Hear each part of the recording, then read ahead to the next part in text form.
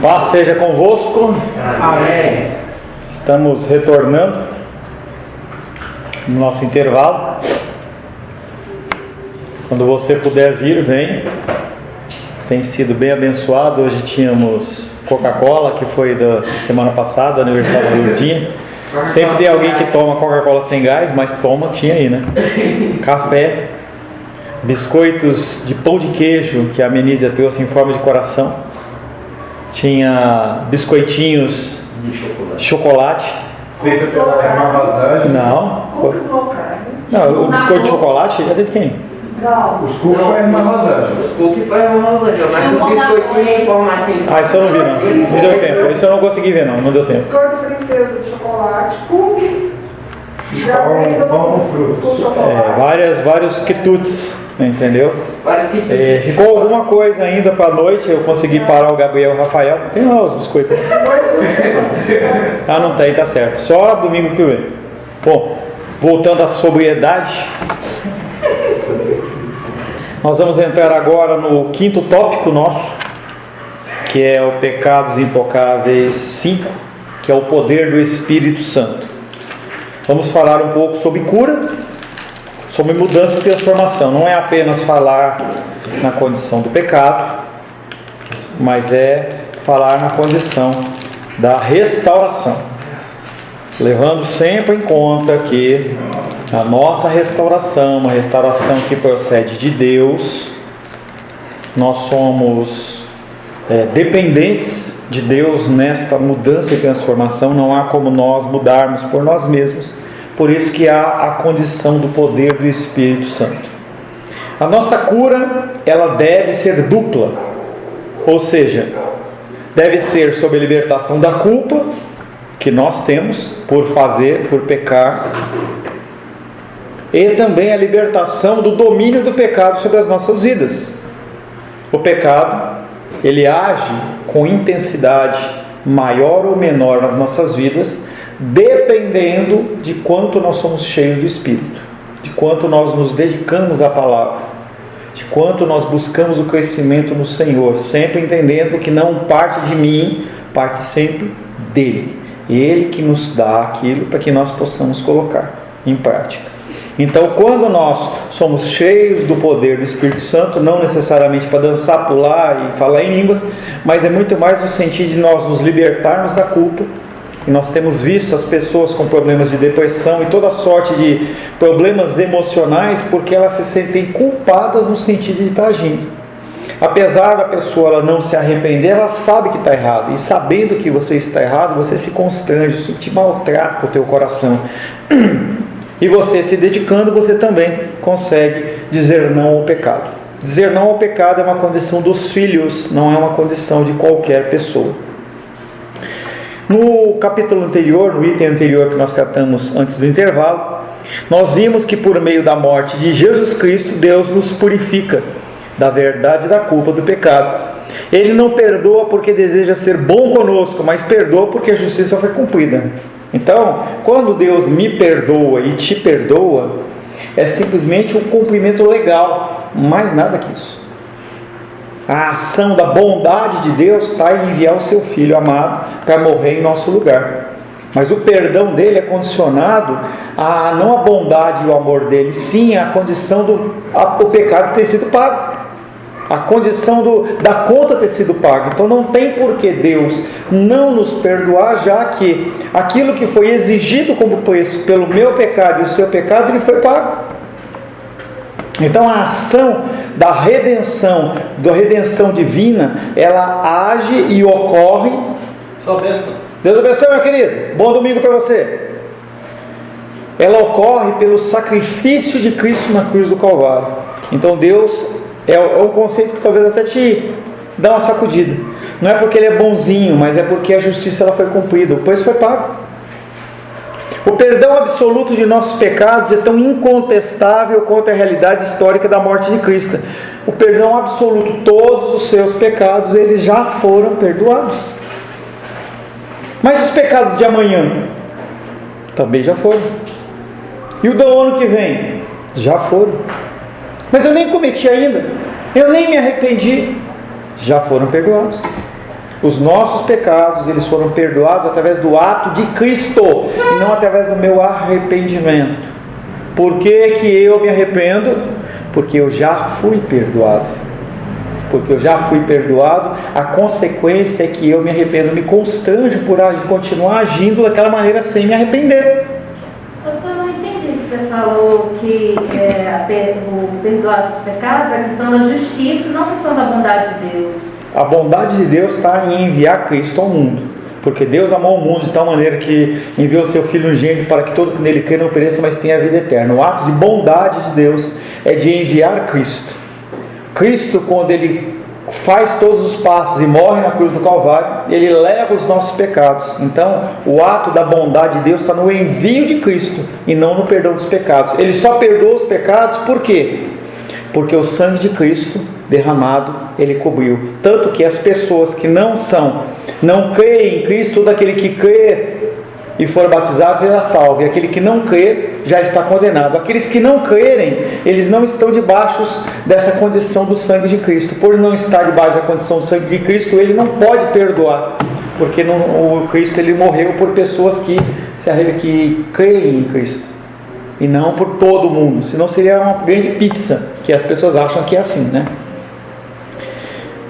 Ele não perdoa porque é bonzinho, e sim porque a justiça foi cumprida. O perdão absoluto dos nossos pecados é tão incontestável quanto a realidade histórica da morte de Cristo. Historicamente, não há um historiador que vá dizer que Jesus Cristo não morreu, que não existiu, que Ele não andou na terra. Você pode duvidar da parte espiritual, mas a pessoa, e essa é uma matéria que eu dou na faculdade, chama Jesus histórico. A história atesta a existência de um homem chamado Jesus Cristo, com todas as características da Bíblia, que padeceu, que foi crucificado e tudo mais, está na história, não tem como se negar isso. Até porque, pastor, a nossa história ela é antes de Cristo e depois de Cristo. Então a pessoa pode até não acreditar, para ser só ateu e tudo, mas está lá. Antes de Cristo e depois de Cristo. Tudo. As autoridades, a ciência, tudo ela vai antes de Cristo, depois de Cristo. Mas também, dentro do calendário judaico, por exemplo, eles não seguem o calendário judeu. Eles não são o cristão. Eles seguem o calendário deles que está em 5.000, 6.000, sei lá quantos anos está. Entendeu? Somente eles, mas o mundo inteiro segue o calendário. Só não fazem a referência do antes e o depois, mas seguem o calendário, tem um nome, calendário alguma coisa. Né? Glória a Deus. É importante entendermos essa maravilhosa verdade do Evangelho, pois só conseguimos lidar com os nossos pecados intocáveis quando temos certeza de que fomos perdoados. Então, lidar com o pecado é algo interessante, porque se você não tem a plena consciência que você já foi perdoado, você está correndo atrás do vento, que é o que Salomão ele fala em Eclesiastes. Você viver buscando a sua satisfação é correr atrás do vento, você nunca vai ficar satisfeito. Toda hora você está insatisfeito. Então essa condição de você buscar uma limpeza e buscar uma mudança no seu ser é um entendimento de que aquilo já ocorreu dentro do tempo de Deus, que é o tempo kairós de Deus.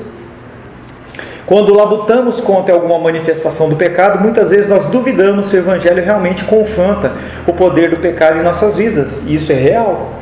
Então você está na igreja, você está ouvindo a palavra, você está se dedicando e você vem, cai. Você fala, será que Deus tem realmente esse poder? E a primeira coisa que vem no nosso coração é, será que Deus ele está conosco? Se você é uma pessoa que é leitura das Escrituras, você dá essa oscilada e você volta, né? E não é aquela mergulhada na piscina, você afunda e depois você sai. Deus prometeu que vai estar comigo até a consumação dos séculos. Opa, está comigo sim. Por isso que a leitura da palavra é importante, porque elas são lastros, são pontos. Eu gosto de usar aquele exemplo da montanha, do montanhismo. A pessoa ela vai subindo na montanha, na escalada, chega um ponto, ela pega e bate um ferrinho assim, bate lá, fica preso, passa o ganchinho. Por quê? Se ele escorregar e cair, dali ele não passa. A palavra de Deus tem este efeito, fazer com que a gente não desça demais. A palavra de Deus fala que esse mundo ele vai ficar tão ruim, tão ruim, tão ruim, que se possível fosse, não é possível, até os eleitos eles perderiam a eleição e não é possível. Então Deus ele abrevia porque sabe o limite nosso. Então o André estava falando aqui, poxa, dificuldade de ir para a igreja, não sei o que e tal, olhei, não tem dinheiro aqui, não tem aqui lá, como é que eu faço e tal.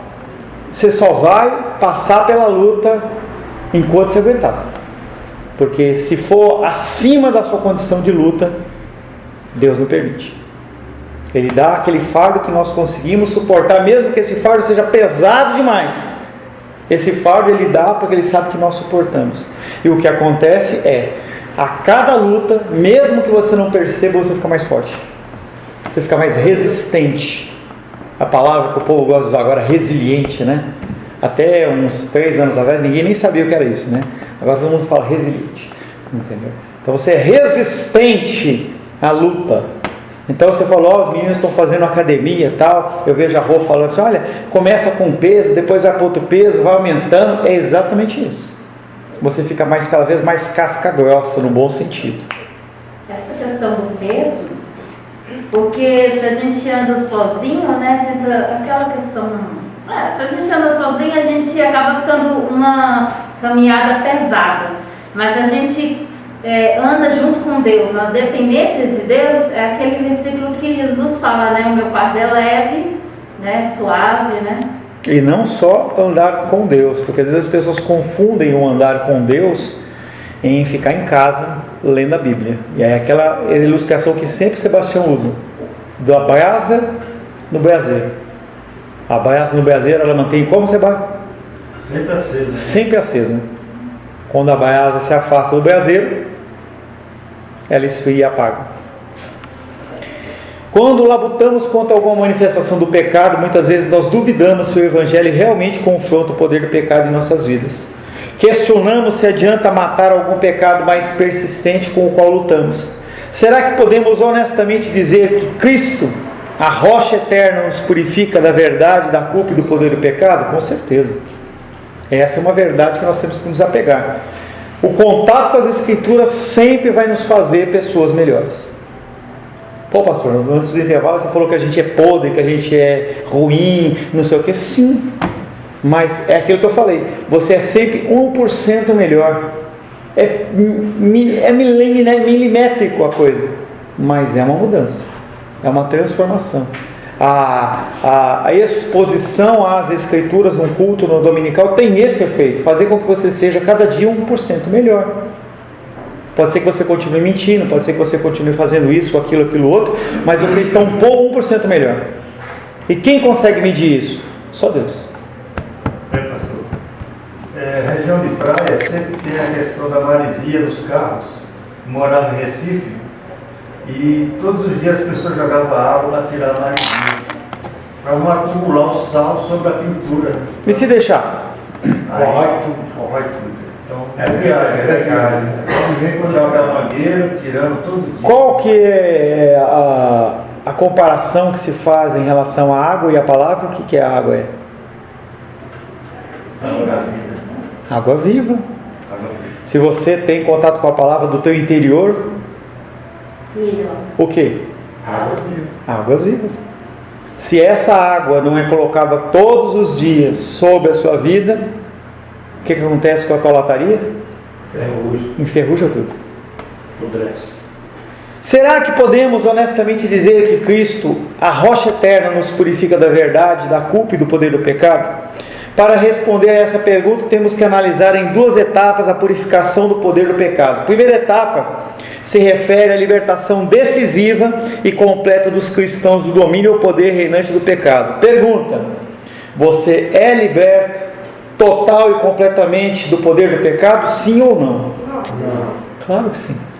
Pelo sangue de Cristo, sim. Nós somos novas criaturas. O que era velho ficou para trás, tudo se fez novo. Mas como eu continuo pecando? Porque nós estamos dentro do cronos, nosso tempo natural. Nós temos o Espírito Santo dentro de nós e nós teríamos a condição de dizer não a todo o pecado. Só que o que acontece é essa luta entre a carne e o espírito, o que a ministra falou no começo.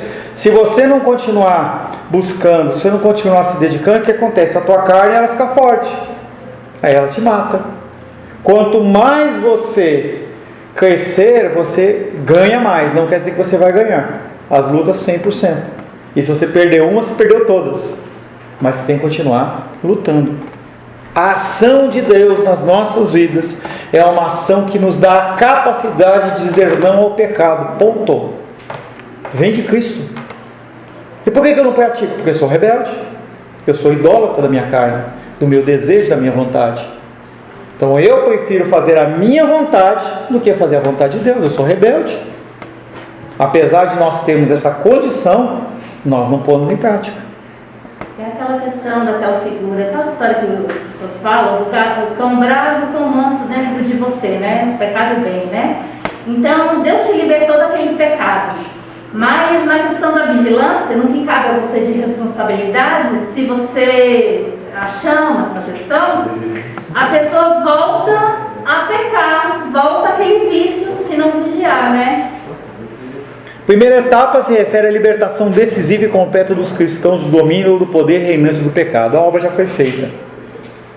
Jesus Cristo falou na cruz do Calvário: está consumado. O que tinha que ser feito foi feito. A segunda etapa se refere à libertação progressiva e contínua do pecado que permanece ativo em nós até morrermos. Esse pecado está aqui dentro. Tem um livro que chama O Mal que Habita em Mim. Nós até estudamos nas dominical. Há um mal que habita dentro do nosso coração. E vai habitar no nosso coração até quando? Até Jesus voltar. Por isso que essa luta nunca vai cessar. Mas não quer dizer que você não está livre do domínio do pecado. Quer dizer que você cede ao domínio do pecado. Você, diante de uma situação, você sabe que você está errado e você age mesmo assim.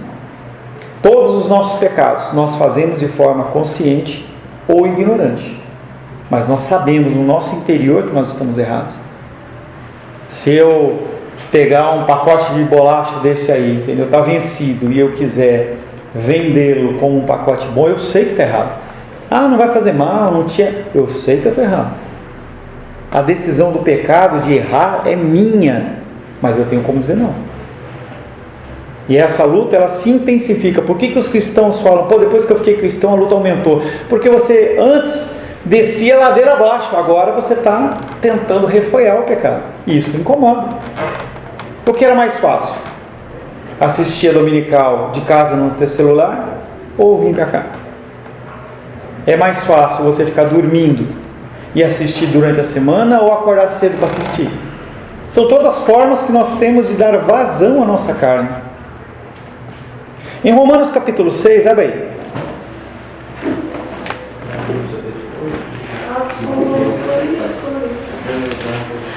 Se prepare quando a gente começar algum dia a estudar Romanos. Em Romanos é uma tremenda pancada. Romanos o quê? Romanos capítulo 6. 6. Só 6. Só deixa aberto em 6. 6. Em Romanos capítulo 6, Paulo nos ajuda a entender essa libertação que ocorre em duas etapas que nós falamos agora. A etapa de que perante Deus nós já somos libertos, nós temos condição de dizer não. E a segunda etapa, que é essa libertação progressiva de domínio da nossa carne.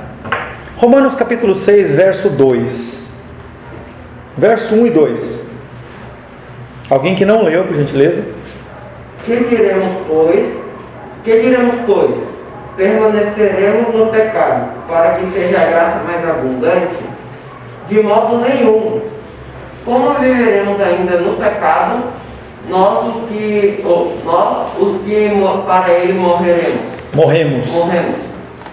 O que está acontecendo aí é o apóstolo Paulo está pregando a palavra e as pessoas estão ouvindo falar da graça e eles estão falando assim: quer dizer que então, quanto mais eu pecar, mais eu vou ser abençoado. E aí o apóstolo Paulo fala: nós vamos permanecer no pecado para que a graça seja mais abundante? O apóstolo Paulo mesmo responde: de modo nenhum. Como que eu vou viver no pecado se eu já morri para ele? Como que eu vou continuar me alimentando com tal alimento sabendo que ele faz mal para mim? Como que eu tenho problema de efizema pulmonar e eu vou continuar fumando? Como que eu sei que eu tenho problema de colesterol e eu vou continuar comendo a gordurinha?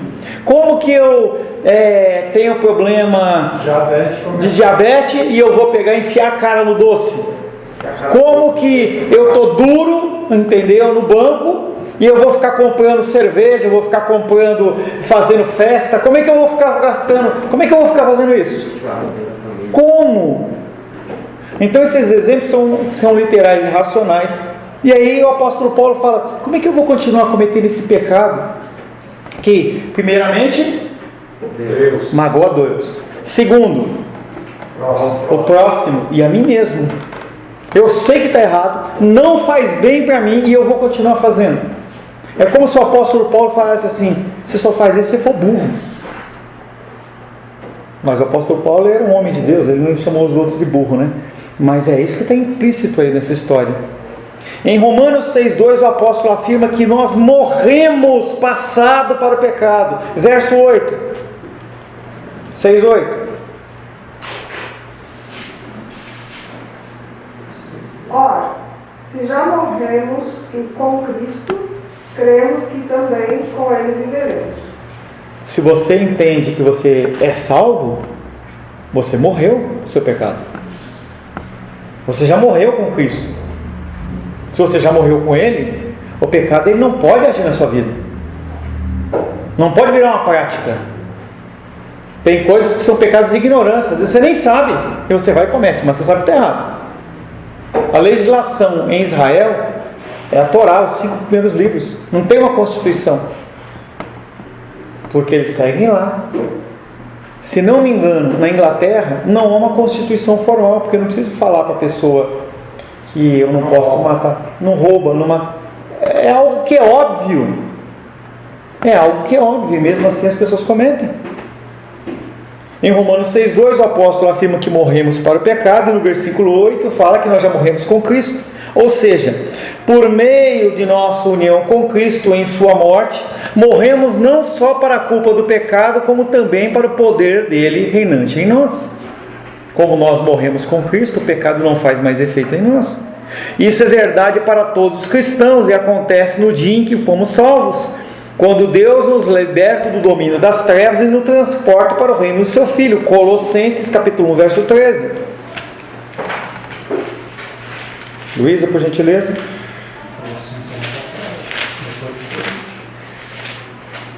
Colossenses 1, 13.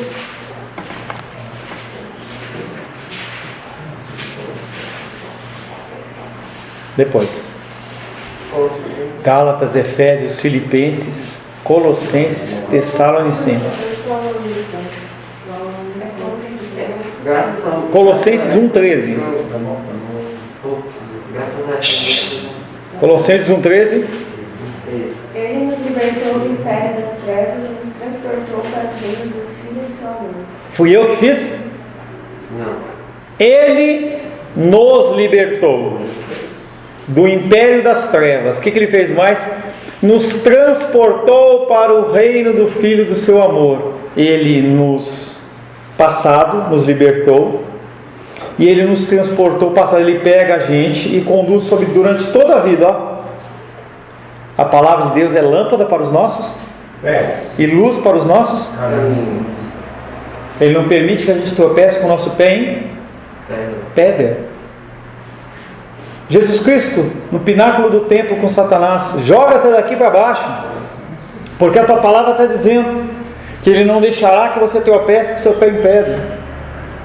É escrito. Satanás, ele falou as escrituras, ele não mentiu. Mateus capítulo 4, as 3 tentações de Cristo. Ele leva Jesus lá em cima do pináculo do templo, no ponto mais alto do templo de Jerusalém, e fala assim: joga daqui para baixo, porque a palavra de Deus diz que Ele não vai permitirá que você tropece com seu pé em pedra, que você seja lançado. E aí Jesus responde: também a palavra de Deus diz: não tentará o Senhor seu Deus. Ele está conosco durante toda a nossa vida. Ele nos resgatou e Ele nos transportou. A afirmação de Paulo que morremos para o pecado é direta, é algo que Deus faz por nós no momento da nossa salvação. Quando ocorreu a nossa salvação? Desde sempre. Desde sempre. Antes da fundação do mundo foi escrito o livro da vida do Cordeiro, da qual você e eu fomos salvos. Mas em um momento, dentro da nossa linha temporal, você fala: Deus, sim, Nós largamos as nossas práticas, as coisas, nós somos sim. Quer dizer que você parou de pecar? Não. Quer dizer que a ação de Deus no seu coração, ela muda. Ela é diferente. E aí você começa o quê? O processo de santificação progressiva. A partir do momento que você é salvo. Então, pastor, se a pessoa olha para esse versículo de Romanos, desse capítulo de Romanos 6, o 1, vou permanecer, a pessoa ter esse pensamento, eu posso, mesmo sendo servo de Deus, eu posso cometer esse pecado porque eu posso sempre contar com a graça de Deus. Então, só essa tramóia no coração dela, ela já está em pecado. Não, ela já está afirmando, eu não sou filho de Deus. É pior que isso. Se eu ajo dessa maneira, eu não amo. É como quando você trabalha com drogados, e aí você pergunta para a pessoa, você ama a sua família? Eu amo. Ama nada. Um drogado, um alcoólatra, um viciado é uma pessoa que ama tanto a si mesmo que ele não consegue. Quando nós falamos nos pecados da carne, frutos da carne, nós falamos sobre a graduação, né, dos pecados, em especial sexual, mostra que chega um momento que a pessoa é tão iníqua que ela faz aquilo como prazer dela. Ela não é só tem prazer, ela faz questão que os outros a aprovem. O conceito de homossexualismo sempre existiu. Por que está escancarado hoje? Porque o grau de pecaminosidade das pessoas está tão alto que eles não só querem manter as relações sexuais homossexuais, elas querem que as pessoas vejam, e querem que as pessoas aprovem, e querem que as pessoas pratiquem. Eu não estou satisfeito em só eu fazer, eu quero que você aprove o que eu estou fazendo. Por que eles querem casar numa igreja cristã evangélica que fala que aquilo é pecado? Porque eles querem a aprovação da igreja, que alguém fale assim, olha, eu sei que está errado, mas alguém tem que falar que está certo. Porque aí essa questão do homossexualismo, né, a aceitação dos outros que ele busca, as outras pessoas não aceitam, é um espinho para eles. Claro. Da mesma forma claro. que a igreja é um espinho para o mundo. Claro. Então assim, aí fica uns querendo sabotar o outro. Assim, não, a igreja não, sempre isso, a igreja não quer sabotar. Mas assim, a igreja é um espinho para o mundo, e o mundo às vezes quer jogar para a gente, para a igreja, porque é espinho para eles. Né? Eles estão vivendo no prazer do pecado, mas ao mesmo tempo a gente não aceitar é aquele incômodo, aquele desconforto dentro deles, né? Apenas duas observações sem réplica. Sabe o que é réplica? Réplica. Réplica é quando você vai lá e fala assim, o cara lá no debate político, o cara faz a manifestação, aí o cara, você tem direito a uma réplica de tantos minutos, tantos segundos lá, minutos. Aí o cara faz a réplica, aí depois você tem direito à tréplica, mas esse aqui não fala mais, tá? Duas, só até esqueci o que eu ia falar. Pera aí. Duas coisas importantes. Primeiro, a igreja deveria ser um espinho, mas não é. Se a igreja fosse um espinho, a sociedade estava diferente. Não está.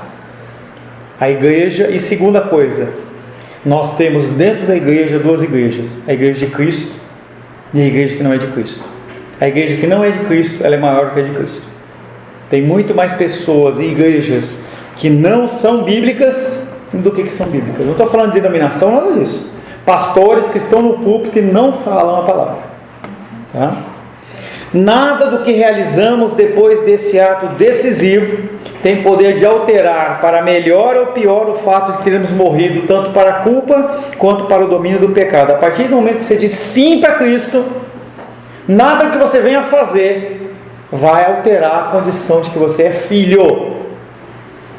Mas eu assassinei, eu matei, eu destruí. Se você foi sincero naquele momento, se teu nome está escrito no livro da vida do Cordeiro, nada do que você venha fazer vai alterar esse contexto. Por quê? A decisão é judicial.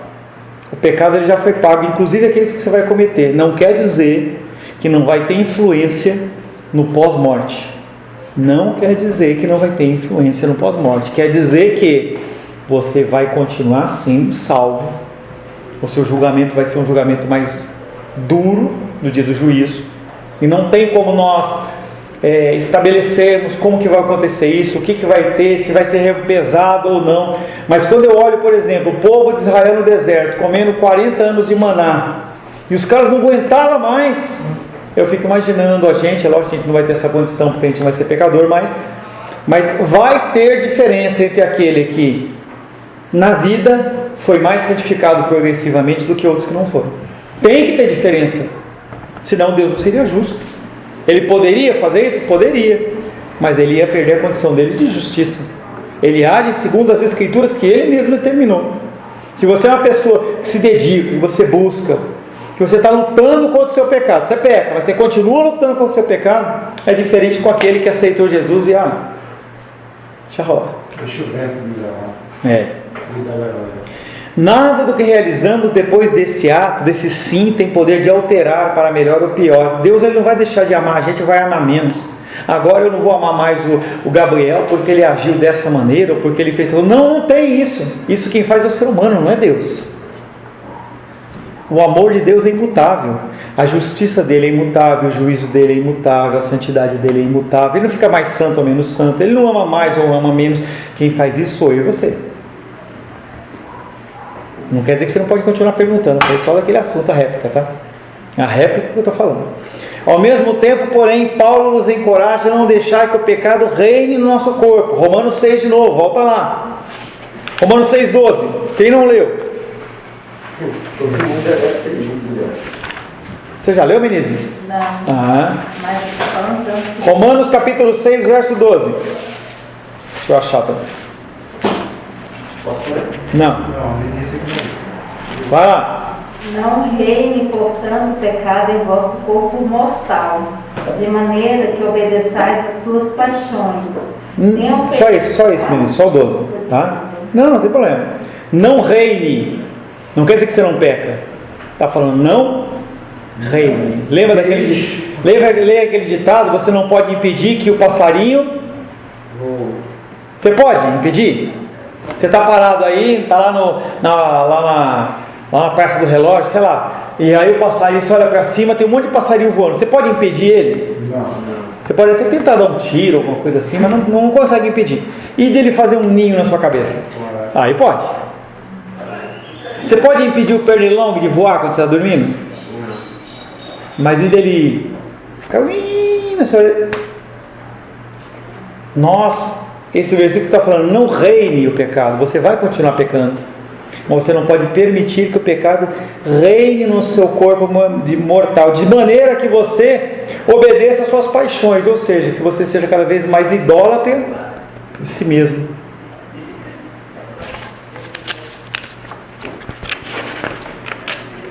Como que o pecado reina se nós já morremos para ele? É exatamente o que o apóstolo Paulo está falando. Paulo refere-se à presença contínua e à atividade incessante do pecado que, embora destronado do seu poder em nossas vidas, continua buscando exercer influência e controle no nosso caminhar diário. Apesar de você ser morto para o pecado, ele continua vivo. É aquele exemplo que já falei umas 10 vezes, vou falar de novo. Lutero, grande reformador, ele se batizou e falou: quando eu morri, eu matei meu velho homem. Aí depois de um tempo ele falou assim: e agora, depois de alguns anos de convertido, eu descobri que o infeliz ele sabe nadar. Essa é a piadinha boa. Lutero ele faz umas piadinhas. Afoguei. Essa é boa para você, ministro. Lutero ele falou assim: eu pensei que tivesse afogado o velho homem, mas depois eu descobri que ele sabia nadar. Entendeu? Porque ele viu que nas suas ações, coisas que ele já tinha deixado no passado, ele visto que era uma coisa errada. De certo modo, o pecado é uma guerrilha espiritual em nossos corações. Gálatas 5,17 é um texto já que nós já lemos várias vezes, porque a carne luta contra o espírito e o espírito luta contra a carne. Eles se opõem um ao outro de modo que não conseguis fazer o que quereis. Você luta contra aquilo. É algo que você não quer fazer e mesmo assim você faz. A luta entre os desejos da carne e a vontade do espírito, ela é diária, ela é momentânea. E muito mais nós perdemos essa luta do que nós vencemos. porque muito mais nós alimentamos a nossa carne do que alimentamos o nosso espírito. Grosseiramente falando, quanto tempo você tem de... Quantas horas? Alguém pega uma calculadora no celular. Vamos lá. 24 vezes 7. 24 vezes 7. 168. 168 horas nós temos na semana. Quantas horas por dia você se dedica a Deus? Oração e leitura da palavra. Quanto? Eu vou ser bonzinho, tá? Para não ficar com vergonha. Vamos falar para não ficar com vergonha. 1 hora, tá bom? 1 hora vezes 7? Menos 160 e quanto? 168. Quantas horas você alimenta sua carne? 161. Quem? 161. Não, estou fazendo uma conta grosseira. Lógico que tem as horas de dormir, tudo bem. Se eu disser 1 hora por dia, É, 1 hora por dia. então você vai ter 161. Não, estou falando por semana. Então, 1 hora por dia são 7 dias. 161 horas de alimentação, não do espírito. Tudo bem? Se você tirar as horas de dormir e tudo mais, o seu sono ele vai ser influenciado por coisas espirituais ou carnais. Então me permita somar essas horas em horas em que você está na carne. Como que você pega 2 atletas e coloca ele para exercitar 1 hora por dia e o outro exercita 23 horas por dia, 7 dias por semana, e depois de uma semana você coloca eles para lutar junto, quem ganha? O que exercitou mais? Se a gente tirar as horas de sono, mesmo assim, de 24 horas, vamos falar que você durma 8 horas, 24 menos 8 dá 12, 16, 16 mais 1 são 15 horas por dia que você exercita para a carne e 1 hora para o espírito. Como que você quer ter mais vitórias no espírito que com a carne? Pastor, então quer dizer que eu tenho que ficar, não vou trabalhar mais, eu vou só orar e tudo mais? Não é isso. Mas nós temos que ter tempo de qualidade com o Senhor. Se essa tua hora for uma hora fiel, intensa, em que você realmente se desliga de celular, desliga das coisas, e você realmente se dedica ao Senhor, é um tempo de devocional, e você vai meditar no Senhor, aquela hora que você trabalhou na presença do Senhor, vai ser muito mais proveitosa, e aí te habilita a você lidar com a carne. Por que as pessoas elas caem tanto no pecado durante o dia? Não começam o seu tempo na presença do Senhor, não ora, não lê, começa com as suas atividades. O que acontece? As suas atividades vão ser tomadas de que forma? No espírito ou na carne? Se você não lê e você não ora? Na carne. E aí a tendência de acontecer coisa errada é o quê? Muito maior. Essa questão as duas palavras, reinar e batalha, né? Então você não deixar reinar o pecado, mas você batalhar contra o pecado. Porque essa questão, você realmente... fugiu o pensamento, eu estava pensando nisso aqui que você estava falando, de não deixar reinar, mas... fugiu, depois só amanhã. Não, pois é, deu um branco aqui, enquanto você estava falando, eu estava pensando nisso, que não deixar reinar, né? Mas batalhar contra o pecado. Então assim, porque senão, se você deixar reinar, vira uma escravidão do pecado. E a pessoa que não conhece o Senhor vai falar por que você está me anunciando a palavra se você mesmo está escravo do pecado? Eu nem estou falando isso, eu estou falando mais do controle nosso, não estou nem expandindo o contexto de exterior, estou falando em relação a nós e nossa luta do pecado. Se nós não tivermos uma diligência de luta, a gente vai ficar perdendo, cada vez perde mais. Isso é que nem uma realimentação. Você não ora, não lê, se dá mal, cada vez você se afasta mais do Senhor. Amém? amém. Semana que vem, se Deus assim o permitir e não voltar, nós continuaremos dando andamento nesta análise do poder do Espírito Santo para que nós possamos não permitir que o pecado reine nas nossas vidas. Senhor, em nome de Jesus, louvamos, adoramos e bendizemos o Teu nome pelo Teu amor e a Tua graça. Queremos pedir que o Senhor nos abençoe isso agrave nos nossos corações e que nós possamos cada vez mais aplicar a Tua palavra, em nome de Jesus. Amém. Graças a Deus.